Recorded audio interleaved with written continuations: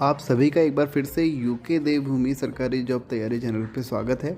और मैं उम्मीद करता हूँ कि आपको इस चैनल के वीडियो पसंद आ रहे होंगे, और अगर आपको पसंद आ रहे हैं तो लाइक, शेयर और सब्सक्राइब ज़रूर करिए। इससे आपको हमारे वीडियो का नोटिफिकेशन मिलेगा और हमको सपोर्ट। तो स्टार्ट करते हैं आज का वीडियो। आज का हमारा वीडियो होगा बल तथा त्वरण यानी कि फोर्स एंड एक्सेलरेशन, और ये वन दरोगा और क्लास 9th का साइंस का सेकंड चैप्टर है। एनसीईआरटी बुक का ये 9th चैप्टर है, और वन दरोगा के लिए जो हमारी सीरीज़ चलाई जा रही है उसका ये सेकंड चैप्टर है। इससे पहले हमने पिछले वीडियो में गति यानी कि मोशन चैप्टर देखा था। सारे के सारे जितने भी इम्पोर्टेंट फैक्ट बन सकते थे वो हमने कवर किए थे, और साथ में कुछ न्यूमेरिकल भी देखे थे। आज बच्चों के मैसेज आए थे कि सर 2-3 न्यूमेरिकल और करा दो, तो मैं पहले वो 2-3 न्यूमेरिकल करा देता हूँ। उसके बाद हम चैप्टर को डिटेल में देखेंगे जिसका नाम है बल तथा त्वरण यानी कि फोर्स एंड एक्सीलरेशन। अच्छा, जिन बच्चों को इंग्लिश वाले बच्चों को अगर कहीं पे कोई प्रॉब्लम आती है समझने में, तो मैं उनके लिए कोशिश करूँगा कि जितने भी वर्ड हो सकेंगे मैं इंग्लिश में भी उनको बोलूँगा, जिससे उनकी समझ में अच्छे से आ जाए कि क्वेश्चन में क्या कह रहा है। और जब चैप्टर पढ़ेंगे तो चैप्टर में किसका क्या मतलब है, क्योंकि जो हमारी जो बेसिकली जो लैंग्वेज होती है वो तो हिंदी ही होती है। आप जब भी कोचिंग वगैरह में पढ़ते हो तब भी आपको अधिकतर हिंदी में ही एक्सप्लेन कराया जाता है, जो कि हम लोग हमेशा से करते हैं। ठीक है, तो बाइलिंगुअल रहेगा ये आपका वीडियो। और मैं कोशिश करूँगा कि आपके जो एग्ज़ाम होगा वन दरोगा का उससे पहले ये सारे के सारे चैप्टर कंप्लीट हो जाएं, आपका सिलेबस कंप्लीट हो जाए। ठीक है, तो स्टार्ट करते हैं हम वीडियो। उससे पहले मैं आपको बता दूं, अगर आप में से किसी बच्चों ने टीजीटी पीजीटी मैथ्स का फॉर्म फिल किया है तो इसी चैनल पर आपको प्लेलिस्ट में टीजीटी मैथ्स के वीडियो मिल जाएंगे। लगभग सभी वीडियो उपलब्ध हैं और सारे के सारे फ्री हैं, किसी से कोई भी चार्ज नहीं लिया जा रहा है। और साथ ही यहाँ पर स्टेनो के वीडियो भी आपको मिलेंगे अगर आप स्टेनोग्राफी सीखना चाहते हैं। सारे के सारे वीडियो वो भी फ्री हैं। और साथ ही आपको एक सीरीज़ यहाँ पे और चलाई जा रही है जिसका नाम है हिंदी के भी आपको 7 या 8 वीडियो यहाँ पे मिल जाएंगे। और जो अगला वीडियो आने वाला है वो है हिंदी का अलंकार। और यकीन मानिए उस वीडियो से आपको अलंकार देखते ही आप समझ जाएंगे कि कौन से जो भी आपको पैराग्राफ दिया रहता है, गद्य जो पद्य दिया रहता है, कि उसमें कौन सा अलंकार है। और अलंकार वाला क्वेश्चन आपका हर एग्ज़ाम में पूछा जाता है, भले ही वो किसी भी स्टेट का एग्ज़ाम हो, वनडे हो या प्रीलिम्स एग्ज़ाम हो, हर पेपर में वो आपसे पूछा जाता है। तो हमारे लिए काफ़ी इम्पोर्टेंट है। और अभी तक जो हमने कवर किए हैं वो हैं संधि, समास, वर्तनी, वर्णमाला, और ये सब हमने कवर कर रखे हैं, तो आप वहाँ से उसको देख सकते हैं। और जो हमारा प्रीवियस वीडियो था हिंदी का वो था छंद, उसमें भी हमने काफ़ी अच्छे से देखा था। तो अब हम स्टार्ट करते हैं आज का वीडियो जिसका नाम है बल तथा त्वरण। और उससे पहले हम न्यूमेरिकल सॉल्व करते हैं गति चैप्टर यानी कि मोशन के। 2-3 न्यूमेरिकल पहले देख चुके हैं और 2-3 के बाद अब स्टार्ट करते हैं। और यकीन मानिए आप उसके बाद एनसीईआरटी के क्वेश्चन कोई भी आप सॉल्व करेंगे तो आप आराम से सॉल्व करके ले जाएंगे, और इससे बाहर आपका एग्ज़ाम में कुछ नहीं आने वाला है। ये 95% की गारंटी मैं आपको दे सकता हूँ, 5% में नहीं कह सकता, ये सभी आप लोगों को पता है। ठीक है, तो स्टार्ट करते हैं हम न्यूमेरिकल पहला।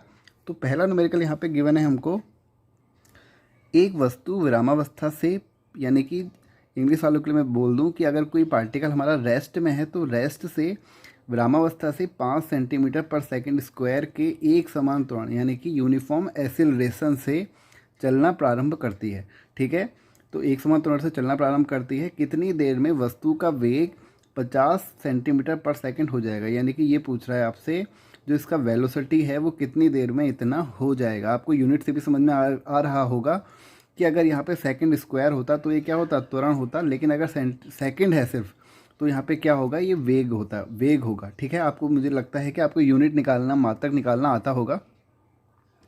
तो और हमसे साथ में क्या पूछा गया है इस क्वेश्चन में, कितने समय में वस्तु कितनी दूर जाएगी। तो यानी कि हमसे दूर जाएगी, यानी कि डिस्टेंस भी पूछी गई है कितने समय में। ठीक है, तो अब हम देखते हैं। सबसे पहले देखो हम क्वेश्चनों में क्या करेंगे, न्यूमेरिकल सॉल्व करते वक्त हमको जो जो चीज़ें दी गई होंगी हम उनको लिख लेते हैं। ठीक है, हमसे बोला है, क्या बोला है इसने, चलना प्रारंभ करती है। जो विरामावस्था से चलना प्रारंभ करती है ना, यानी कि सबसे पहले क्या है, वो रेस्ट में है, यानी कि रुकी हुई है। तो जो हमारा प्रारंभिक वेग को हम किससे दिखाते हैं, यू से दिखाते हैं, इनिशियल वेलोसिटी को। ठीक है, तो ये हो जाएगा हमारा क्या, 0, क्योंकि वो रुकी हुई है। उसके बाद चलना स्टार्ट करती है। ठीक है, तो इसमें जो हमारा अब जो त्वरण बोला हुआ है, देखो इसमें यूनिट क्या है, सेकंड स्क्वायर, और त्वरण की यूनिट क्या होती है, सेकंड स्क्वायर। एक समान त्वरण से स्टार्ट करता है। तो जो हमको एक्सेलरेशन यानी कि जो त्वरण दिया गया है, एक्सेलरेशन को किससे दिखाते हैं, ए से डिनोट करते हैं, 5 सेंटीमीटर पर सेकेंड स्क्वायर। ठीक है, अगला जो हमको यहाँ पे दिया है, कितनी देर में वस्तु का वेग यानी कि वेलोसिटी कितनी हो जाती है, इतनी हो जाती है। तो यू हमको ये गिवन था 0, और वी हमको कितना गिवन है, 50 सेंटीमीटर पर सेकेंड। समझ में आया, यू ये और वी ये हमको गिवन है। और हमसे क्या पूछा गया है, समय, यानी कि हमसे टी पूछा गया है कि कितने समय में। तो देखो आपको पता है कि ये सारी चीज़ें आपके कौन से फॉर्मूले में आती हैं, हमारा गति का यानी कि मोशन का पहला समीकरण, पहली इक्वेशन क्या होती है, v equal to u plus a t. यहाँ से आपको t फाइंड हो जाएगा। ये v हमको कितना दिया है, 50, इसे पुट कर लेते हैं, u 0 और a दिया है 5, t हमको फाइंड करना है। तो ये कितना जाएगा यहाँ से, 5t इक्वल टू 50 और t इक्वल टू 50/5 यानी कि 50/5/10 इक्वल टू 10। तो ये आ गया हमारा 10 सेकेंड। तो समय आ चुका है हमारा 10 सेकेंड।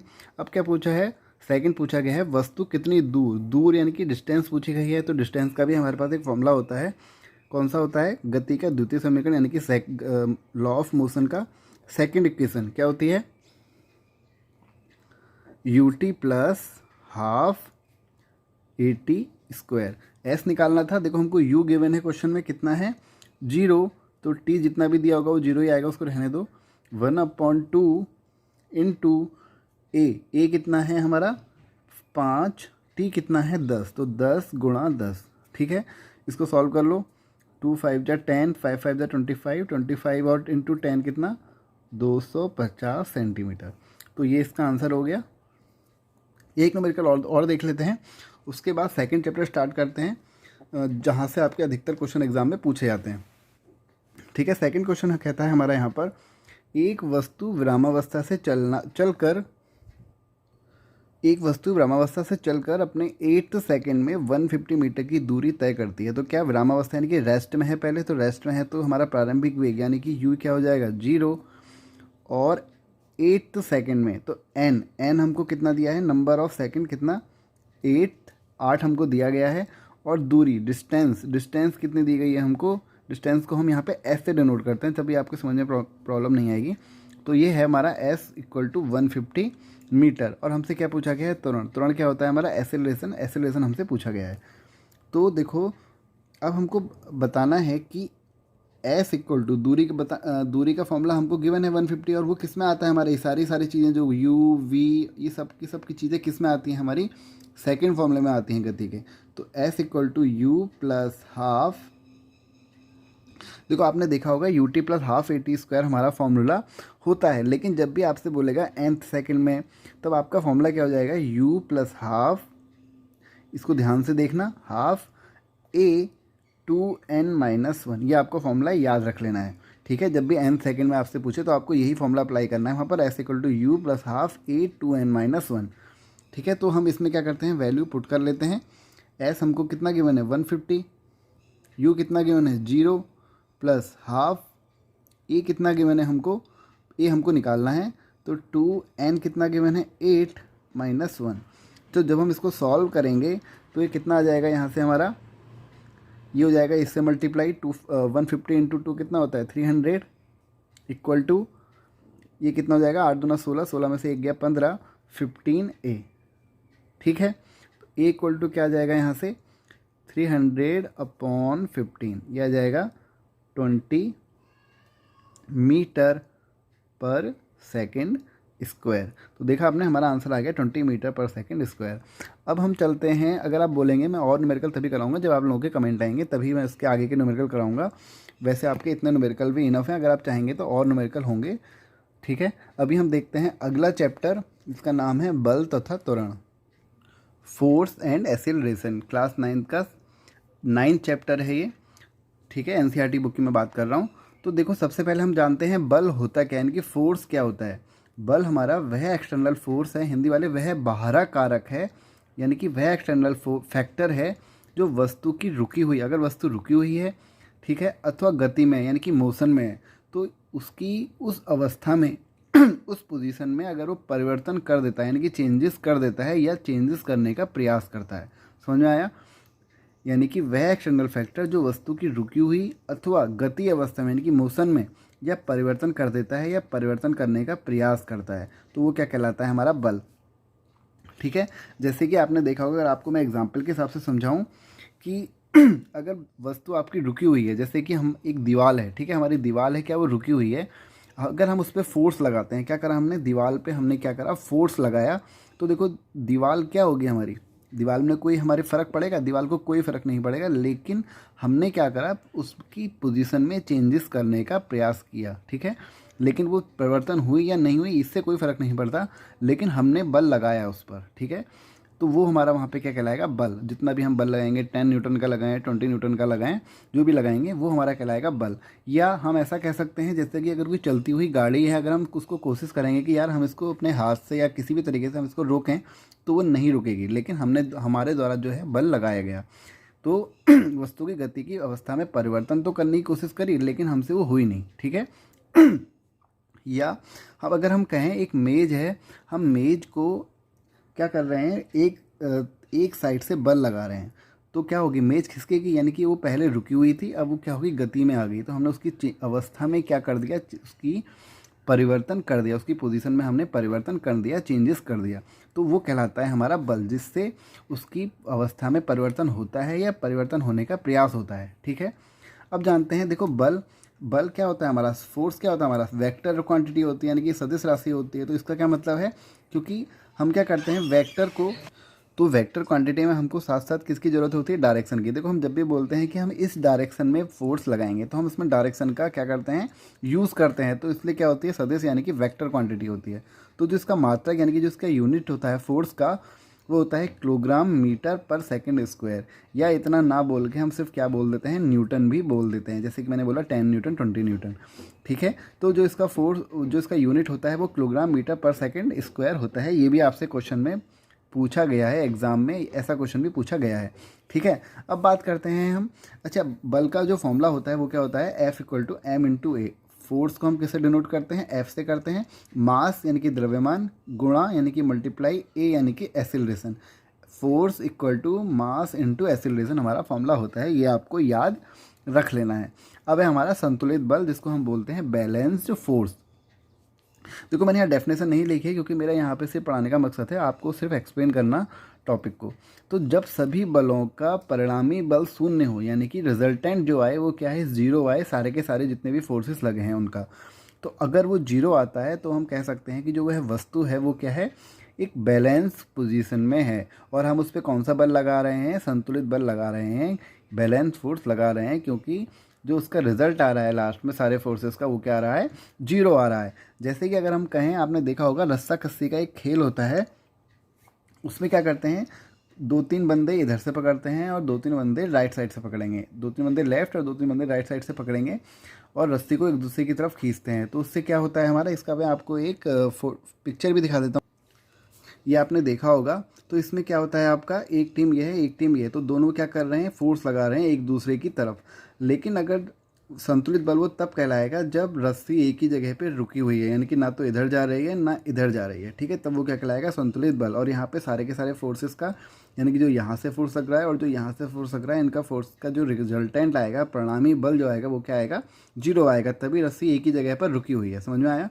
लेकिन अगर हम असंतुलित बल यानी कि अनबैलेंस फोर्स को भी यहीं पे जान लेते हैं, उसमें क्या होगा हमारा, सभी जो परिणामी बल यानी कि जो रिजल्टेंट है उसका जो फोर्स आएगा, रिजल्टेंट फोर्स क्या आएगा, वो जीरो के इक्वल नहीं आएगा। यानी कि अगर हमने बोला यहाँ पे कोई एक रॉक है और यहाँ इधर सारे के सारे WWE के रेसलर और इधर यहाँ कोई पतले से बंदे हैं, तो रस्सी किधर जाएगी, इस साइड जाएगी। तो ये क्या कहलाएगा हमारा, अनबैलेंस फोर्स, क्योंकि रस्सी अब एक जगह पर नहीं टिकी है, रस्सी का मूवमेंट हो रहा है, तो वो क्या कहलाएगा हमारा, अनबैलेंस्ड फोर्स। यहाँ पे इसका मतलब क्या हुआ, जब रिजल्टेंट क्या आ जाए, जीरो के इक्वल ना आए। समझ में आया? तो ये हमने देखा यहाँ पे। अब देखते हैं, जो कि ये डेफिनेशन एग्जाम में काफ़ी बार पूछी भी गई है कि 1 न्यूटन बल क्या होता है। तो 1 न्यूटन फोर्स हमारा बल क्या होता है, वह बल, वह फोर्स जो 1 किलोग्राम की वस्तु में, यानी कि 1 किलोग्राम का कोई पार्टिकल है उसमें 1 मीटर पर सेकंड स्क्वायर का त्वरण उत्पन्न कर दे, यानी कि 1 मीटर पर सेकंड स्क्वायर का एक्सेलरेशन अगर वो जनरेट कर देता है तो वो क्या कहलाएगा हमारा 1 न्यूटन बल, 1 न्यूटन फोर्स। कब? जब 1 किलोग्राम की वस्तु अगर होगी और उसमें वो कितना एक्सेलरेशन उत्पन्न कर दे, जनरेट कर दे 1 मीटर पर सेकंड स्क्वायर का, तब वो कहलाएगा हमारा 1 न्यूटन फोर्स, 1 न्यूटन बल। अब है हमारा गुरुत्व बल, यानी कि ग्रेविटेशनल फोर्स। ये भी एग्जाम में पूछी गई है डेफिनेशन।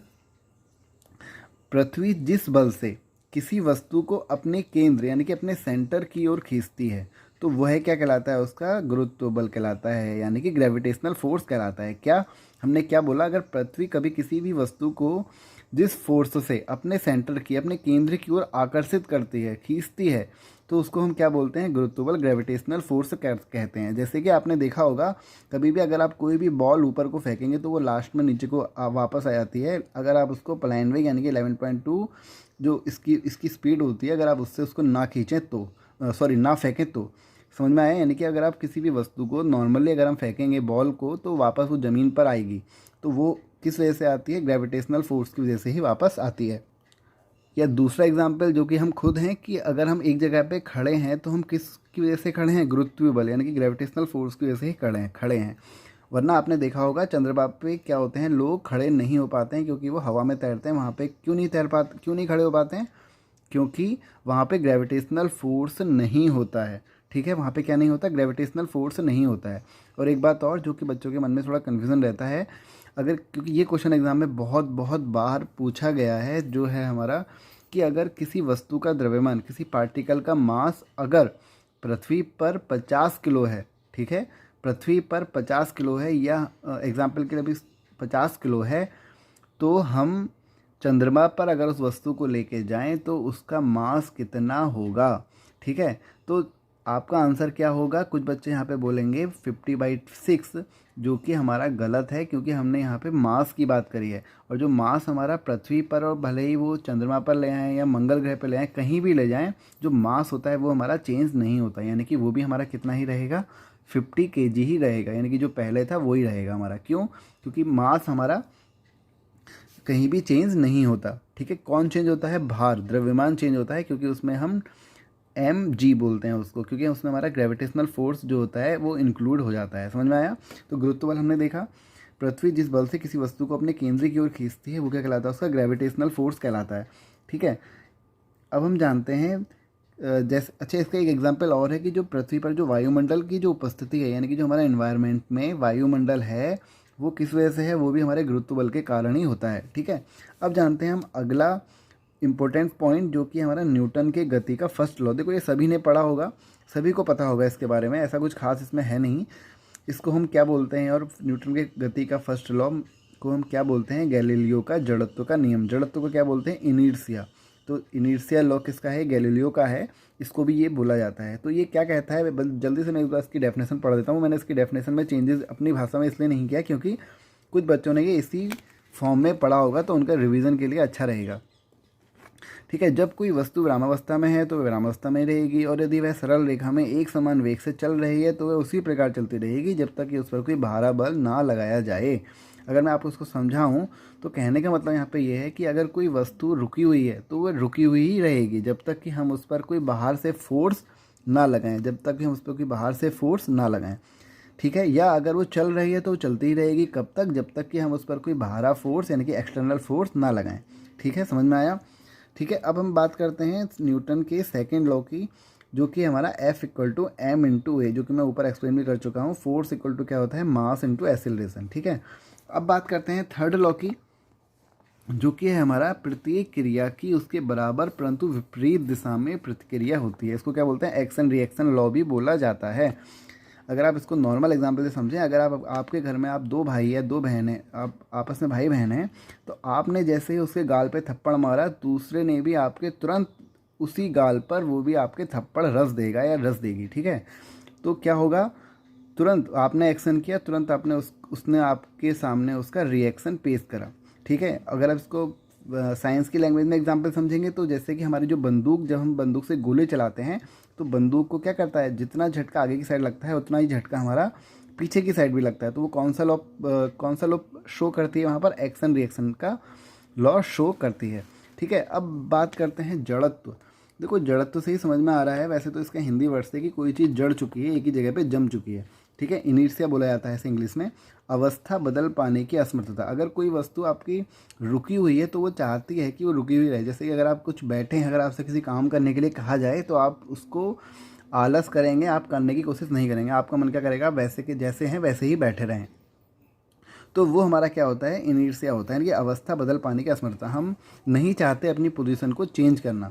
ठीक है, तो वो कहलाता है हमारा जड़त्व। ठीक है, जड़त्व। अब यहाँ से क्वेश्चन क्या बनता है कि अगर कोई दो वस्तुएं हैं, अगर वो 10 केजी की एक वस्तु है और दूसरी 20 केजी की वस्तु है, तो कौन सी वस्तु पर ज़्यादा जड़त्व यानी कि इनर्शिया का लॉ काम करेगा। तो किस पे काम करेगा, 20 केजी वाली वस्तु पर जितना ज़्यादा द्रव्यमान उतना ज़्यादा उस पर जड़त्व यानी कि इनर्शिया लॉ काम करेगा। समझ में आया, इनकी द्रव्यमान जड़त्व किस पे निर्भर करता है, किस पे डिपेंड करता है, मास पे डिपेंड करता है, द्रव्यमान पर डिपेंड करता है। बात करते हैं अगला इंपॉर्टेंट पॉइंट जो कि है संवेग।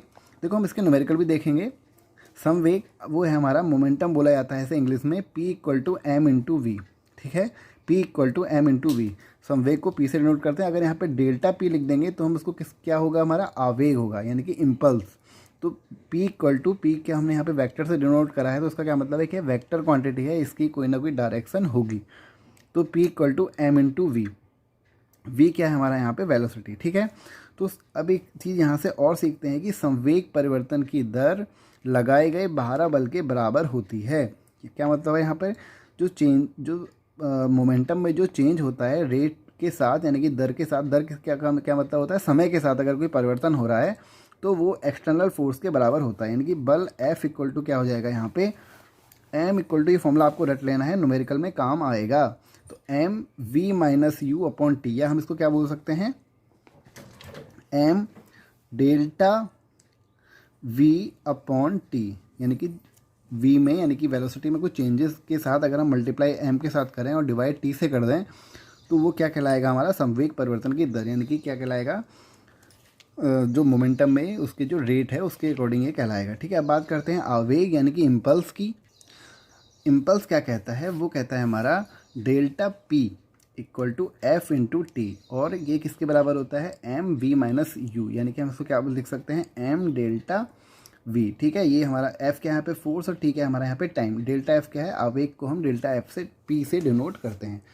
ठीक है, तो इसका जो हमारा अगला जो टॉपिक है वो है घर्षण बल। इसके बारे में मुझे ज़्यादा समझाने की मुझे लगता है ज़रूरत नहीं है, क्योंकि ये हम नॉर्मल अपनी जो लाइफ है उसमें भी, रियल लाइफ में भी इसको हम फील करते हैं। जैसे कि आप रोड पर अगर चलते हैं तो हमारे और जो पैर है यानी कि जूते और ज़मीन के बीच में, रोड के बीच में एक फोर्स काम करता है जो कि हमको फिसलने नहीं देता। तो वो क्या कहलाता है, हमारा घर्षण बल। घर्षण बल अच्छा भी होता है और बुरा भी होता है। अच्छा कब होगा, जब हमको फिसलने नहीं देगा। ठीक है, तो वहाँ पे हमारा घर्षण बल हमको अच्छा लगता है। और बुरा कब लगता है, जब जैसे हमें कोई मशीन अगर हम उसका बार बार यूज़ कर रहे हैं तो उसमें क्या हो रहा है, वो घिस रही है, यानी कि उसमें घर्षण बल काम कर रहा है और जिससे वो ख़राब हो रही है। तो वहाँ पे घर्षण बल क्या है, एक बुराई है। ठीक है, अच्छा लाभ क्या है कि जब आपने देखा होगा, जब हम पेन से लिखते हैं, है ना, पेन से हम कैसे लिख रहे हैं, घर्षण बल के कारण ही लिख रहे हैं। घर्षण बल को इंग्लिश में क्या बोलते हैं हम, फ्रिक्शनल फोर्स। ठीक है, तो ये हमारा क्या होता है, वहाँ पे हमारा अच्छा काम करता है। अगर ये नहीं होगा तो हमारी पेन क्या होगी, फिसल जाएगी। समझ में आया। पेड़ पर चढ़ना, तो ये भी हमारा क्या है, अच्छा है। वहाँ पे पेड़ पर अगर हम फ्रिक्शनल फोर्स यानी कि हमारा घर्षण बल काम नहीं करेगा तो वो क्या है, हमारे लिए गलत है और हम फिसल जाएंगे। तो ये चीज़ें हमारी काम करती हैं यहाँ पर। तो घर्षण बल आपने देखा, तो घर्षण बल हमने देखा 4 टाइप का होता है। एक होता है स्थैतिक, जिसको बोलते हैं स्टैटिक फ्रिक्शन। ठीक है, दूसरा होता है गतिक, जिसको बोलते हैं डायनेमिक फ्रिक्शन। तीसरा होता है सर्पी घर्षण, इसको बोलते हैं स्लाइडिंग फ्रिक्शन। फोर्थ होता है लोटनिक, और इसको बोलते हैं इंग्लिश में रोलिंग फ्रिक्शन। समझ में आया। तो ये कुछ हमारे फ्रिक्शन होते हैं, घर्षण बल हैं हमारे।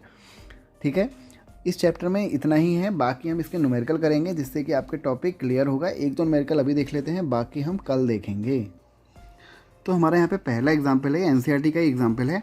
एक 5 किलोग्राम द्रव्यमान वाली वस्तु पर 2 सेकंड के लिए एक नृत्य बल कार्य करता है। ठीक है, यह वस्तु के वेग को 3 मीटर पर सेकंड से बढ़ाकर 7 मीटर पर सेकंड कर देता है।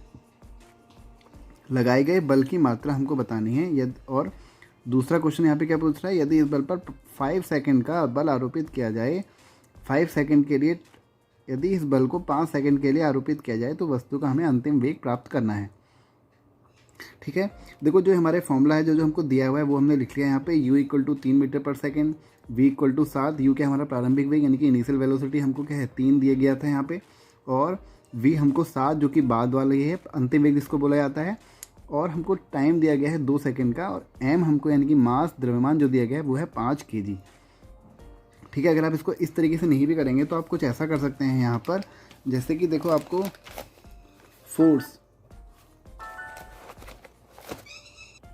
इक्वल टू क्या होता है m इंटू ए, और m हमको कितना दिया है 5, तो हमको यहाँ से a फाइंड करना है, और a हमारा क्या होता है, a हम अलग से निकाल लेते हैं। a क्या होता है हमारा v minus you upon T, जो कि मैंने आपको बताया था डेल्टा v अपॉन टी। तो हमको देखो v कितना दिया था इस क्वेश्चन में, v दिया था 7 और u कितना दिया था 3 और टाइम कितना दिया है 2, तो 7 में से 3 गया 4 अपॉन 2, तो 2 2 जा 4, तो ये आ गया हमारा 2, तो 5 इंटू 2, तो ये कितना आ गया 10 मीटर, क्या आया मीटर किलोग्राम, सॉरी यहाँ पे उसको इतनी बड़ी यूनिट ना लिख के हम क्या लिख देते हैं 10 न्यूटन लिख देते हैं, क्योंकि हमारा क्या निकाला है हमने फोर्स निकाला है। ठीक है, अब हमको क्या निकालना था, पहला हमारा आंसर आ चुका है जो कि उसने क्वेश्चन में पूछा था कि लगाए गए बल की मात्रा ज्ञात करो, फोर्स हमने पता कर लिया है। ठीक है, अगर अब हमसे क्वेश्चन में ये पूछा जा रहा है कि अगर वो बल को सिर्फ 5 सेकंड के लिए लगाए तो वस्तु कितना वेग प्राप्त कर लेगी। ठीक है, तो क्या करेंगे हम, इस फॉर्मूले को जो हमने लिखा एक बार फिर से लिख लेते हैं, F इक्वल टू एम, ए की जगह अगर हम ये लिख देते हैं यहाँ पर v minus you upon T. ठीक है, और हमको फाइंड क्या करना है, अंतिम वेग, हमको v फाइंड करना है यहाँ से। सही हो गया, तो इसको एक बार हम क्या कर लेते हैं, थोड़ा सा सॉल्व कर लेते हैं। सॉल्व जब करेंगे तो f किससे मल्टीप्लाई होगा, t से, तो एफ टी, ठीक है, F t equal to m v minus u. तो अगर हमको v निकालना है तो v एक साइड रखेंगे, बाकी की सारी जो वैल्यू होगी उसको इस साइड भेज देंगे। तो F t upon m equal to v minus u, तो v हमको निकालना है, ये यही रहेगा, ये जो बाकी टर्म बचा ये इधर चले जाएगा, तो F t upon m plus u, तो ये आ गया हमारा v। तो यहाँ पे हमको वैल्यू पुट करके अब आंसर निकालना है। फोर्स हमने निकाल दिया क्या 10, t है हमारा कितना, t हमको कितना बोला गया है क्वेश्चन में, कितने सेकंड तक रखना है, 5 सेकंड के लिए रखना है, तो 10 इंटू 5, मास कितना है वो भी हमारा 5 kg है।